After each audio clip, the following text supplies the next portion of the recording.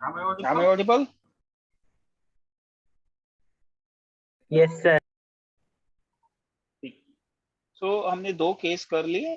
अगर कंपेयर करेंगे सिंपल, अगर कोई पर्सन किसी भी, हमने लिफ्ट का एग्जांपल लिया था, अगर ये बॉडी ऊपर की तरफ जा रही है और ये किसी सरफेस के ऊपर है, सरफेस भी साथ में जा रहा है, नीचे की तरफ वेट होता है, ऊपर की तरफ रिएक्शन होता है। जब ये ऊपर की तरफ जाती है तो हमारा एपरेंट वेट जो होता है वो होता है R, means m g plus a, तो ये इंक्रीज हो जाता है। और जब बॉडी नीचे की तरफ जाती है, ये फोर्सेस के डायरेक्शन सेम रहेंगे अभी भी, एक्सेलरेशन बदल जाएगा, नीचे यहाँ ऊपर जा रहा था, ये माइनस, यहाँ पे क्या हुआ, एक्सेलरेशन ने अपनी डायरेक्शन को माइनस किया है, तो तब एपेरेंट वेट हो जाएगा R is equal to g minus a. ये फर्क है बस थोड़ा सा, है ना, मोशन में। नेक्स्ट अब देख लेते हैं, जब लिफ्ट जो है रेस्ट पर है, there is no motion. Third case है, when the lift is at rest, so acceleration क्या हो जाएगा, 0 मीटर पर सेकेंड स्क्वायर हो जाएगा। ए जो है वो 0 मीटर पर सेकेंड स्क्वायर हो जाता है। तो हम यहाँ पर रख लेते हैं, दोनों अब बराबर हो जाएंगे क्योंकि लिफ्ट मूव ही नहीं कर रही है। हम मान लेते हैं ये पर्सन हो गया हमारा, ये इसका सेंटर ऑफ ग्रेविटी, इस सेंटर ऑफ ग्रेविटी पे जो फोर्स लग रही है नीचे की तरफ, और क्योंकि ये पर्सन किसी सरफेस के ऊपर है यानी वेइंग मशीन के ऊपर खड़ा हुआ है, standing on the weighing machine, and the machine and the lift is at rest, and the reaction will be there.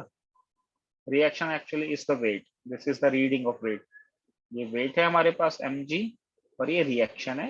अब acceleration नहीं है ना, acceleration है नहीं, यहाँ पर acceleration हो गया हमारा 0 मीटर। तो इस केस में क्या होगा, ये वाला केस हम लेते हैं, यहाँ से acceleration को हटा देंगे, किसी भी केस में रख दो, इसमें रख दो या इसमें रख दो, एक ही आंसर आएगा।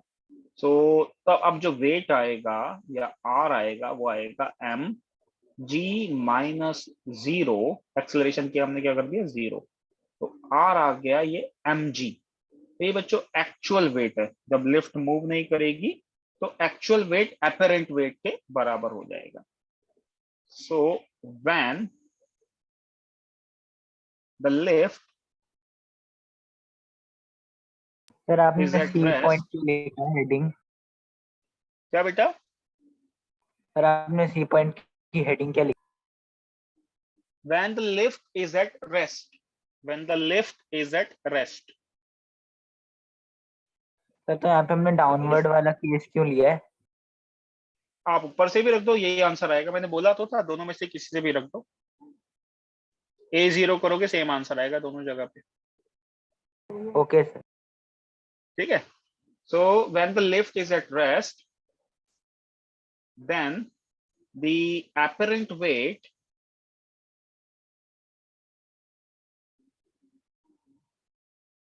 is equal to actual weight। ये एक केस ऐसा होता है, आपसे पूछ वन वन मार्कर क्वेश्चन में आपसे पूछेंगे। तो when a person is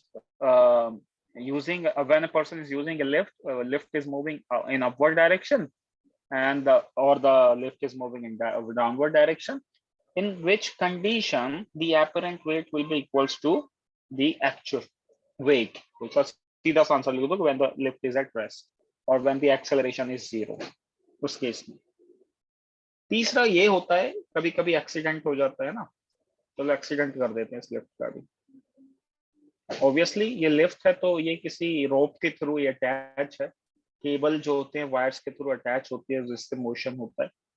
तो अब हम मान लेते हैं ये हमारी लिफ्ट फ्री फॉल में मूव कर रही है, इसकी ऊपर रस्सी से बंधी हुई थी, यहाँ पर ये रस्सी ब्रेक हो जाती है, ठीक है, रस्सी ब्रेक हो गई, ये हमारा पर्सन है इसके अंदर,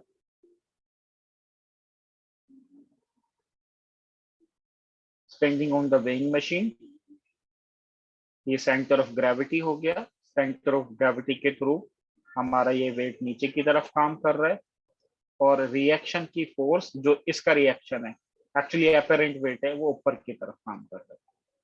सो इन फोर्सेस को लिख देते हैं, ये रिएक्शन, ये mg। अब जैसे ही ये रस्सी टूटेगी, अभी भी ये नीचे की तरफ ही जाएगा ना, तो हम मान लेते हैं बच्चों, यहाँ पे जो एक्सेलरेशन है a, ये g के बराबर आ जाएगा। फ्री फॉल के केस में जो एक्सेलरेशन होता है ना, वो g के बराबर हो जाता है, क्योंकि वही हो जाता है, ये नीचे वाला g के बराबर हो जाएगा। सो ये है d portion. If the cable of the lift breaks,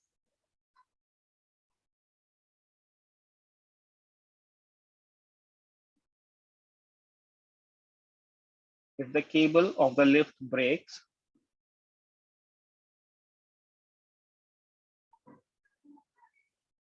the lift falls freely.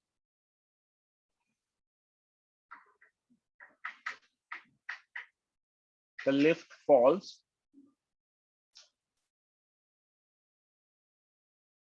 freely under gravity.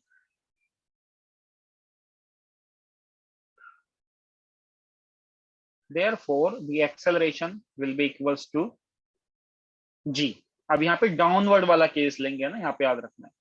सो जो डाउनवर्ड वाला केस होगा, so net downward force on the person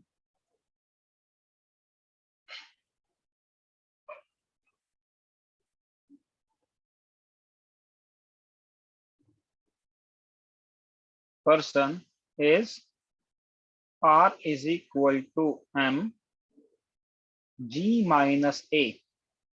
So r is equal to g minus g, r is equal to m into 0.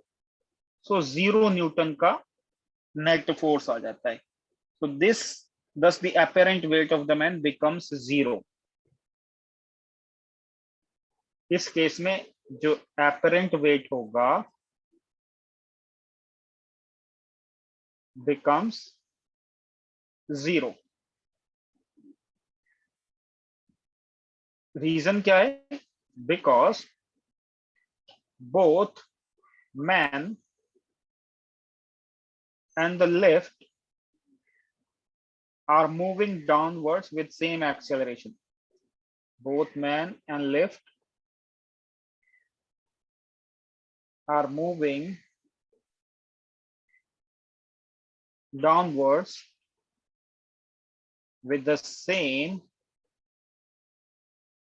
acceleration.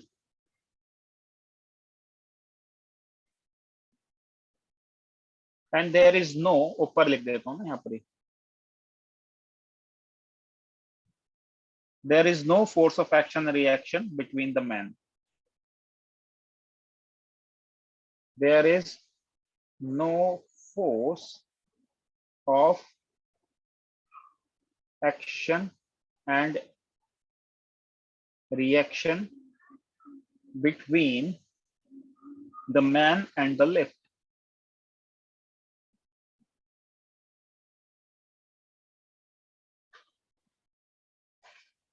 Man and the lift. Hence a person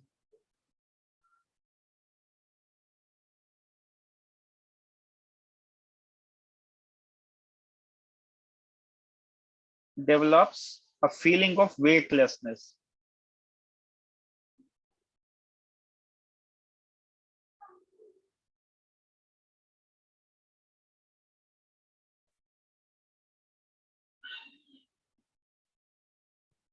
Weightlessness when he falls freely under gravity.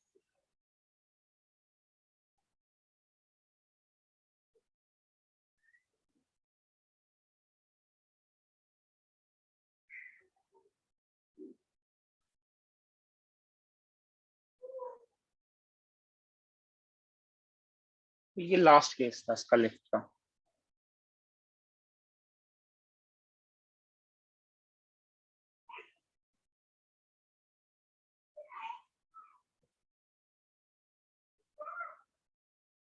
जल्दी note करो बच्चों। Okay वंश। Just raise your hand after noting it down.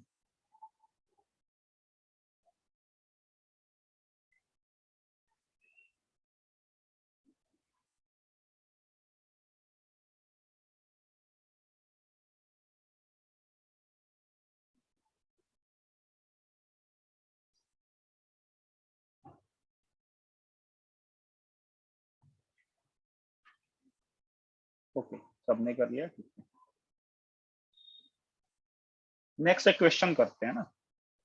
देखो एक lift ले लेते हैं, lift का जो खुद का वेट है वो 4000 kg। क्वेश्चन करा रहा हूँ।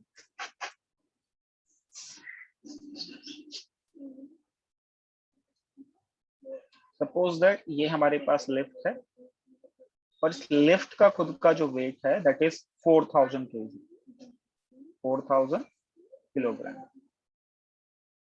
ml मतलब वेट ऑफ द एलिवेटर और लिफ्ट, दैट इज 4000 किलोग्राम। कितना वेट है हमारे पास लिफ्ट का। और इसके अंदर एक ये रस्सी बंधी हुई है लिफ्ट में। यहाँ पे बच्चों टेंशन की फोर्स है ना, ये टेंशन मैंने लास्ट टाइम बताई थी। इसमें जो टेंशन है जो सपोर्ट कर रही है केबल को वो है 48,000 न्यूटन। जो टेंशन है, tension in the cable supporting the lift is of 48,000 Newton. इतनी इसमें टेंशन है जिससे खींच रही है। अब यहाँ पे पूछ रहा है इसमें डाउनवर्ड एक्सेलरेशन की वैल्यू क्या होगी and the lift starting from the rest. तो ये जब स्टार्ट करेगी यहां से, सो ये रेस्ट से स्टार्ट किए डाउनवर्ड डायरेक्शन में, तभी टेंशन आएगी ना, ये नीचे आएगी नहीं तो ये कितनी इसमें एक्सेलरेशन होगी। और ये बोल रहा है 3 सेकंड में कितना डिस्टेंस ट्रैवल करेगी। 2-3 चीजें पूछी हैं। सो हमारे पास सारी चीजें हैं। तो अगर हम वेट देख लें,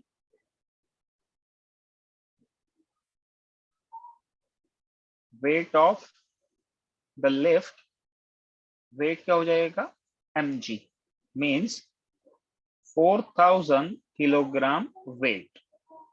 तो किलोग्राम वेट जब आता है तो हम इसको 9.8 से क्या करते हैं, मल्टीप्लाई कर देते हैं। इसको मल्टीप्लाई करेंगे तो हमारे पास हो जाएगा 39200 न्यूटन, 39,200 न्यूटन। सो अपवर्ड टेंशन मतलब अगर डाउनवर्ड टेंशन बोलता तो क्या होता, इस तरफ आती टेंशन, मतलब लिफ्ट ऊपर की तरफ जाएगी ना। जब लिफ्ट ऊपर की तरफ जाएगी तो टेंशन डाउनवर्ड होगी, जब लिफ्ट नीचे की तरफ जाएगी तो टेंशन ऊपर की तरफ होगी। आपको याद रखना। So upward tension is given as this. So net force, upwards tension 48,000 newton. अब बताओ बेटा कौन से डायरेक्शन में ये हमारी जो लिफ्ट है, हम इस लिफ्ट में कोई पर्सन नहीं बोला, इसमें इस लिफ्ट का खुद का जो वेट है वो है हमारा इतना न्यूटन, 39,200 न्यूटन। बताओ किस डायरेक्शन में मूव कर रही है। दो फोर्स है हमारे पास, यहाँ पे डाउनवर्ड। एक टेंशन है ना, एक टेंशन की फोर्स है, यहाँ mg। बेटा यहाँ पे कोई पर्सन नहीं खड़ा, इसीलिए यहाँ पे रिएक्शन नहीं है। रिएक्शन की जगह टेंशन ने ले ली, पर्सन के वेट की जगह लिफ्ट के वेट ने ले ली। सो ये डाउनवर्ड डायरेक्शन में है ना। सो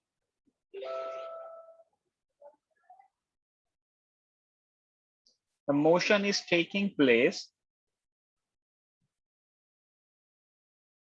in the direction of mg, therefore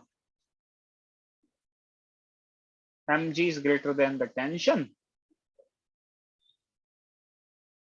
net force हो जाएगी mg minus tension. According Newton second law ये नेट फोर्स क्या हो जाएगी, मास इंटू एक्सेलरेशन, ये mg माइनस टी। तो यहाँ से हम क्या करेंगे, बड़ी इजीली एक्सेलरेशन निकाल देंगे। ये चाहिए तो ये हो जाएगा एक्सेलरेशन mg/m p/m। तो ये m तो सेम हो गया यहाँ पर हमारे पास, सर तो चाहे तो माइनस आप टू। कट कर दो। कितना है? सर मैंने जी को 10 लेके सॉल्व किया था, -2 आया। माइनस बेटा मैंने यहाँ पे 9.8 रखा है ना, ये तो उतना ही रखना है। तो ये है 48,000 और ये है 39,200।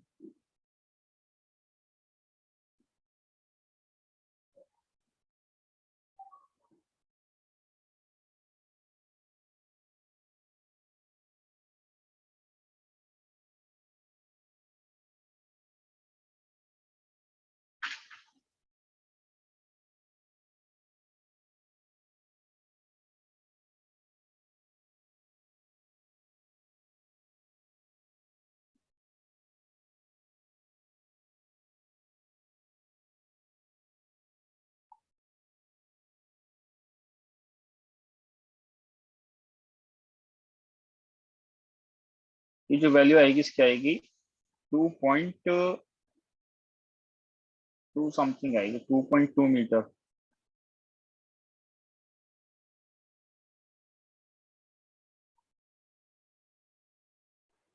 सर ये कैसे आएगी? एक मिनट ना, मैंने यहाँ पे वैल्यू गलत लिख दी। सर आपने एक शायद मिनट सर रुक उधर जाओ। केजी वेट ले लिया सर, जबकि सिर्फ हाँ केजी हाँ दे हाँ, रखा था। वही गलती हो गई। सर आपने पहले ही उसे 9.8 से मल्टीप्लाई कर दिया।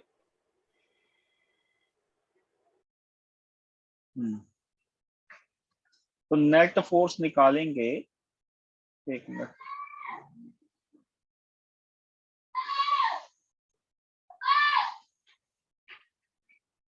वेट कितना था हमारे पास, इतना था ये।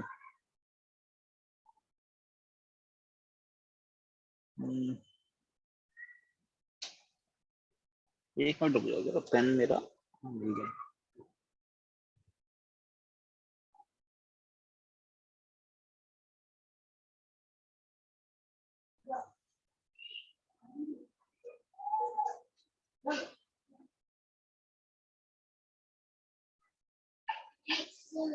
यहाँ पे बच्चों ये लिफ्ट है ना, ऊपर के डायरेक्शन में जा रही है, या मैंने क्वेश्चन नहीं पढ़ा था ये, इसका डायरेक्शन है ना अपवर्ड डायरेक्शन है।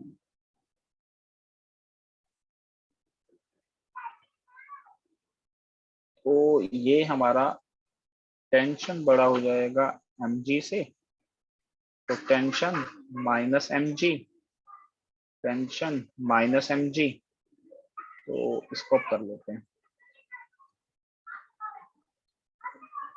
टेंशन है हमारे पास कितना, सर 2 मीटर 40। पर सेकंड स्क्वायर। हाँ 8,000 माइनस कितना, और ये मास नीचे ले आते हैं इसका, ये था 4,000।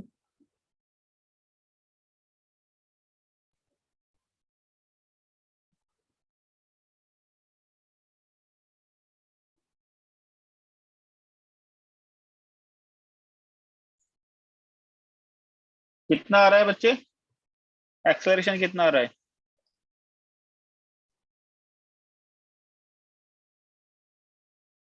सर मैंने जी को 10 लेके सॉल्व किया था तो 2 मीटर पर सेकंड स्क्वायर आया। बेटा जी 10 नहीं लेना ना, 10 तो मैं भी ले लेता, एक्चुअली एग्जाम में आएगा ना, वैसे ही मैं करा रहा हूँ आपको।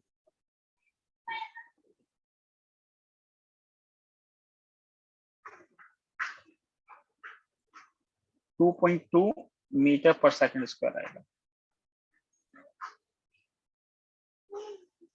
अगर वो बोल देता ना जी लेने के लिए, तो मैं जी 10 ले लेता इसमें। ये हमारे पास एक्सेलरेशन आ गया। अब ये बोल रहा है ये कितने, ये रेस्ट से शुरू हुई है लिफ्ट ना, ये एक्चुअली यहाँ पर लगेगा, रेस्ट से शुरू हुई है, तो इनिशियल वेलोसिटी तो 0 मीटर पर सेकंड है, हमें डिस्प्लेसमेंट निकालना है, और एक्सेलरेशन यहाँ पे है ही हमारे पास, निकाल दिया हमने 2.2, जी की वैल्यू है 9.8, और आपको निकालनी है फाइनल वेलोसिटी, सॉरी ये निकालना है आपको, हाँ कि कितना डिस्टेंस कवर करेगा कितने टाइम में, टाइम है 3 सेकंड्स में। 3 सेकंड में ये कितना ऊपर चली जाएगी। तो इसके लिए हम क्या करेंगे, ये इक्वेशन लगा देते हैं, s is equal to u t plus half a t square, u था 0, टाइम था 3, हाफ एक्सेलरेशन कितना आ गया था लिफ्ट का, जो एक्सेलरेशन आ गया वो रख देंगे 2.2। 2.2 हमारा एक्सेलरेशन हो गया और टाइम 3 स्क्वायर हो गया, तो ये हो जाएगा 1.1 इंटू 9.9 मीटर। तो 3 सेकंड के अंदर 9.9 मीटर की डिस्टेंस को कवर करेगी लिफ्ट ट्रेन।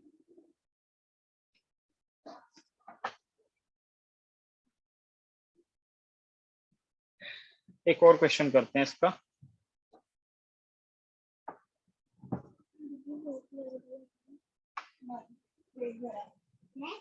चेंज कर दूं क्वेश्चन, ये स्लाइड चेंज कर दूं बच्चों?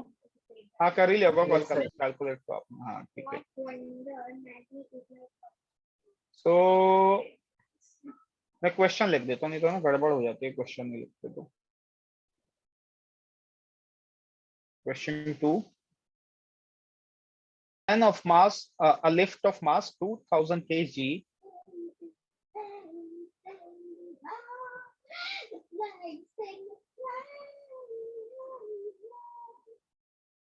2000 kg is supported by a thick steel rope is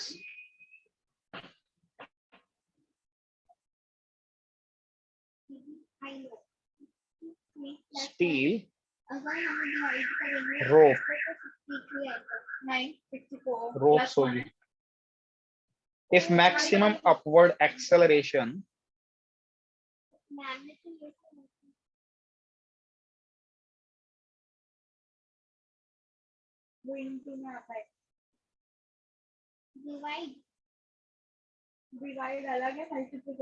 if maximum upward acceleration of the lift be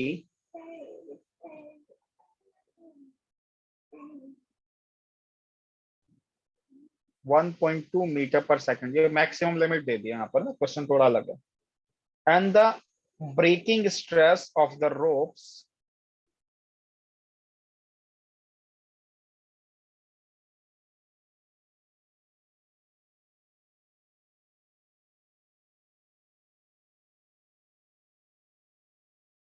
breaking stress of the ropes, stress अभी आपको नेक्स्ट आएगा ना chapter property of bulk modulus, तब पढ़ाऊंगा।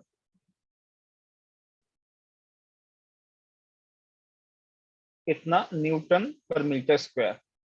What should be the maximum diameter of rope?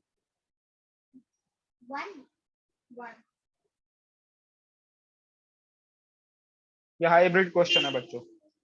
What should B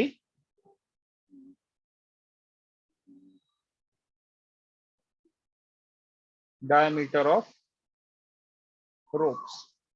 तो यहाँ पे breaking की बात कर रहा है, डायमीटर की बात कर रहा है, स्ट्रेस की बात कर रहा है। पहले वाले क्वेश्चन बिल्कुल प्लेन था जो इसी चैप्टर से था। ये क्वेश्चन है हमारा हाइब्रिड, मतलब ये फाइनल एग्जाम में आता है। वैसे तो मैं तो इसको फाइनल एग्जाम में ही देता हूँ, मगर कभी कभी टीचर जो है ना जल्दीबाजी में पेपर बनाते तो ये फर्स्ट टर्म में भी आपको दे सकते हैं। सो हमारे पास यहाँ पे जो जो दिया है वो रख लेते हैं। जो मास दिया है that is 2000 kilogram of the lift and the maximum acceleration is 1.2 meter per second square and the braking stress is given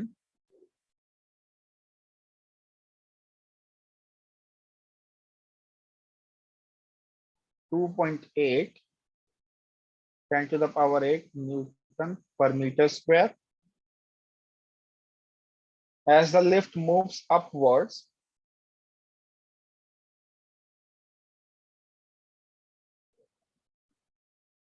ये रोप्स हो गई है ना,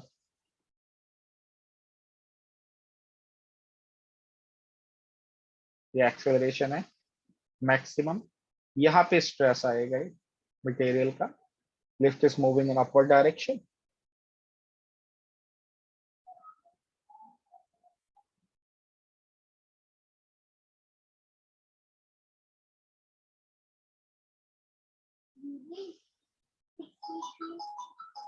अपर डायरेक्शन के लिए फॉर्मूला याद रखना जो था, tension is equal to m g plus a, क्योंकि इंक्रीज कर रहा था ना, तो रिएक्शन था हमारा एक्चुअली था क्या, वो था फॉर्मूला वाला, R is equal to m g plus a था। तो यहाँ पे रिएक्शन नहीं, यहाँ पे टेंशन आ गई है, ये टेंशन है तो टेंशन आ गई इसकी जगह, ये मत लिखना, ये समझाने के लिए लिखा है। यहाँ पे वैल्यूज रख दो, आंसर आ जाएगा। यहाँ से आंसर नहीं आएगा, वैल्यू रखते हैं इसकी, टेंशन आ जाएगी 2000 जी। बच्चों को कुछ बोला नहीं है तो यहाँ पे 9.8 ही लेना, अपनी तरफ से 10 मत ले लेना, 1 मार्क चला जाता है क्वेश्चन में। एक्सेलरेशन है मैक्सिमम 1.2, तो हमारे पास ये आ जाएगा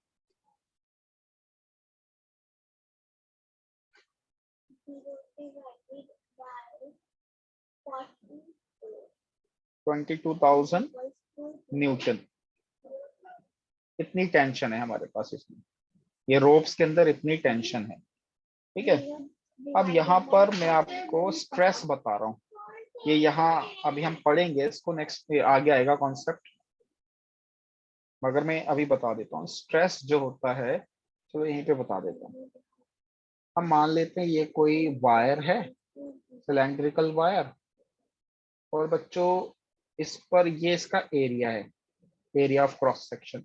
अगर आप कोई फोर्स लगा के इसको स्ट्रेच करोगे तो इसमें स्ट्रेचिंग आएगी, इस वायर की जो लेंथ है वो L है, तो force acting on area is called stress, ठीक है। तो यहां से मैं आपको सिखा दिया, ये पढ़ेंगे हम इसको डिटेल में। तो जो स्ट्रेस होता है वो होता है फोर्स अपॉन एरिया। अब बच्चों इस केस में रोप्स ये रही इधर, तो यहाँ पे फोर्स की जगह क्या है, टेंशन है, तो स्ट्रेस आ जाएगा हमारे पास टेंशन अपॉन एरिया। अब हमसे क्या पूछा है उसने, डायामीटर पूछा है, तो एरिया तो आपको पता है क्या होता है, एरिया होता है पाई आर स्क्वायर, या हम लिख सकते हैं पाई 2r स्क्वायर, ऐसे भी लिख सकते हैं 2r स्क्वायर, क्योंकि सॉरी डायमीटर हो जाएगा ना, डायमीटर का हाफ लिख सकते हैं, पाई d/2 स्क्वायर लिख सकते हैं, तो यहाँ पे इसको ही लिखेंगे। तो ये स्ट्रेस हमें गिवन है कितना, कितना ये रख देते हैं वैल्यू 2.8 इंटू 10⁻8, और टेंशन है 22,000 न्यूटन की, एरिया आ जाएगा हमारा पाई इंटू d/2 स्क्वायर। तो यहाँ से इसको सॉल्व कर लेते हैं, डी हमें चाहिए, इसको इधर शिफ्ट कर दो, इसको इधर कर देते हैं, तो ये हो जाएगा d स्क्वायर बाय 4, और ये 22,000 बाय पाई की वैल्यू रख देते हैं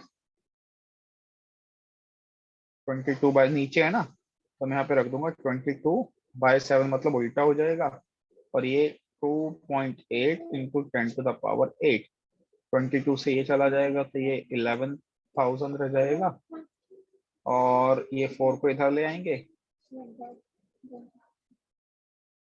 सर तो 1000 होगा। कितना था बेटा, हाँ 1000 आएगा,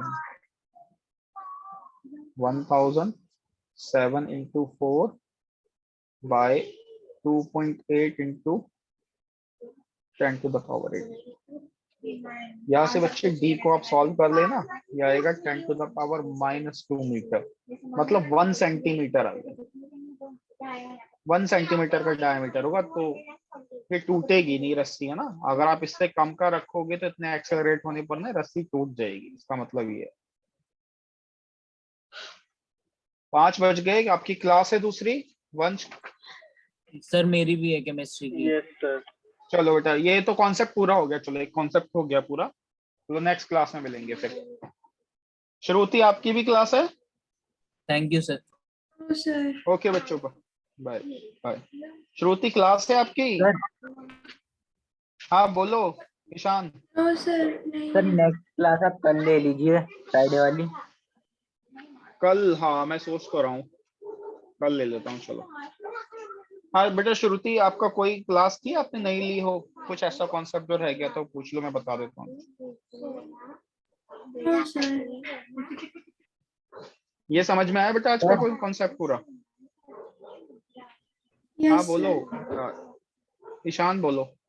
सर एक आपने जाइंट व्हील वाला एग्जांपल दिया था कि जब वो उसमें बैठे सर मैन तब वो नीचे होता है तो वो वेटलेस फील करता है, उसका भी यही रीजन होगा जो आपने लिफ्ट में बताया था। हाँ हाँ हाँ, वही होता है। आप जॉइंट व्हील में भी जाओगे तो वही जो पेट में गुदगुदी होती है वो वेटलेसनेस होती है बेटा। Hello, thank you sir. Okay sir, okay बच्चों, बाय फिर, ठीक है, okay sir, okay bye, thank you sir. Okay बेटा bye.